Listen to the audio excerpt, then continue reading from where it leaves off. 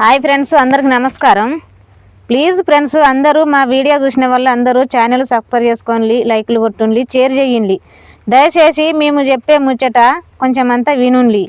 ఎందుకంటే అప్పుడు ఆ రోజుల్లో వెనుకట ఆది మానవుడు ఎలా జన్మించిండు, ఎలా భూమిపైకి వచ్చిండు, ఎట్లాంటిగా బతికిండు అనేది కొంచెం అంతా మాకు చిన్నగా తెలుసు కాబట్టి మేము ఊరికే కష్టపడుతున్నాం కాబట్టి మేము పనులు చేసుకుంటున్నాం, పొలం పనులు కాబట్టి ఎలా బతకాలి, ఎట్లాంటి బట్టలు తొడగాలి అనేది మాకు తెలుసు కొంచెం అంతా.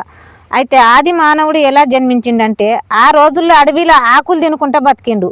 అడవిలో ఆకులు తినుకుంటా బతికి ఆ అస్త్రాలు ఏం కట్టుకోవాలని ఆకులు కట్టుకున్నాడు. మోతుకాకులు, అరటాకులు చుట్టుకొని ఒక వస్త్రం తయారు చేసుకొని ఆ వస్త్రాన్ని కట్టుకొని బయటికి వచ్చి ఒక ప్రపంచాన్ని సృష్టించి ఆ ప్రపంచం ఎట్లా బతకాలనేది తయారు చేసిండు. ఎట్లా తయారు చేసిండు?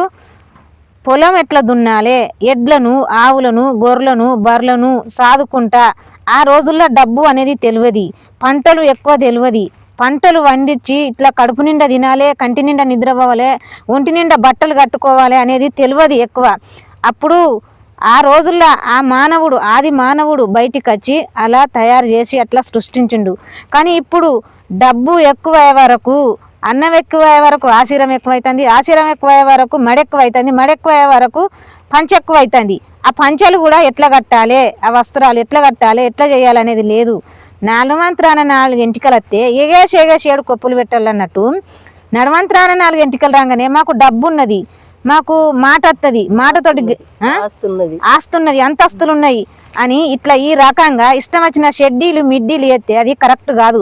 మనం పుట్టింది భూమి మీద, ఎట్లా బతకాలి, ఎట్లుండాలి, ఒక్కసారి పుడతాం, ఒక్కసారి సత్తాం. ఊరికే భూమి మీద పుట్టి రాము కదా. ఉన్నంతసేపు మంచి చెడు మంచి పేరునే తెచ్చుకోవాలి ఎప్పుడు కానీ, ఏ రోజు కానీ. 10 మంది చీరలు కట్టుకుంటే ఒక 10 మందిలో ఒక్క ఆమెకు ఒక కళ వస్తుంది.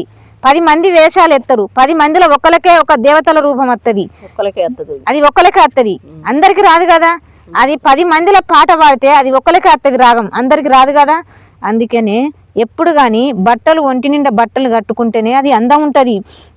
సగం మిడ్డీలు సగం షెడ్డీలు వేసుకొని పోతే ఒక 10 మంది దాకా చూస్తారు. అదే లక్షణంగా చీర కట్టుకొని పోయిన వాళ్ళని చూస్తారా?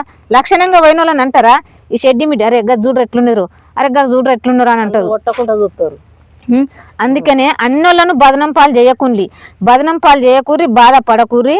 ఇయ్యాల మాకు డబ్బు ఉన్నది, మేము గెలిపిస్తాము, ఇక్కడ ఇన్ని ప్లాట్లు అక్కడ అన్ని కోట్లు అని అన్ని రకాలుగా చూంచుకుంటారు. కానీ మాట, మర్యాద, మానవత్వాన్ని కాపాడుకునేది మొత్తమే వదిలేసుకుంటారు. కానీ ఈ రోజుల్లో పరువు ప్రతిష్టే ముఖ్యం అసలు తెలిసిన వాళ్ళకు. కానీ ఇప్పుడు డబ్బు